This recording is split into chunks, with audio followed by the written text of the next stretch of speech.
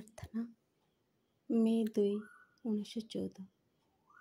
ହେ ଭଗବାନ, ସକଳ ମାନବିକ ଧାରଣାର ଊର୍ଦ୍ଧ୍ୱରେ ତାହା ଯେତେ ମହନୀୟ ହେଉନା କାହିଁକି, ସକଳ ମାନବିକ ଅନୁଭବର ଊର୍ଦ୍ଧ୍ୱରେ ତାହା ଯେତେ ହିଁ ଉନ୍ନତ ହେଉନା କାହିଁକି, ସବୁଠାରୁ ଗରିମମୟ ଅଭିପ୍ସା ଓ ପୁଣ୍ୟତମ ପ୍ରେରଣା ତଥା ଜ୍ଞାନ, ପ୍ରେମ ଏବଂ ସତ୍ତାର ଏକତ୍ୱର ଊର୍ଦ୍ଧ୍ୱରେ ଉଠିଯାଇ ମୁଁ ଚାହେଁ ତୋ ସଙ୍ଗେ ଅବିଚ୍ଛିନ୍ନ ସାଯୁଜ୍ୟ।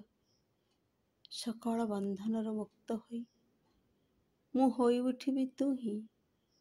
ଏହି ଶରୀର ମଧ୍ୟ ଦେଇ ତୁ ହିଁ ଜଗତକୁ ଦେଖିବୁ। ଏହି ଯନ୍ତ୍ର ମଧ୍ୟ ଦେଇ ତୁ ହିଁ ଜଗତରେ କାର୍ଯ୍ୟ କରିବୁ। ପରିପୂର୍ଣ୍ଣ ନିଶ୍ଚୟ ବୋଧର ପ୍ରଶାନ୍ତି ମୁଁ ପ୍ରାପ୍ତ ହୋଇଛି।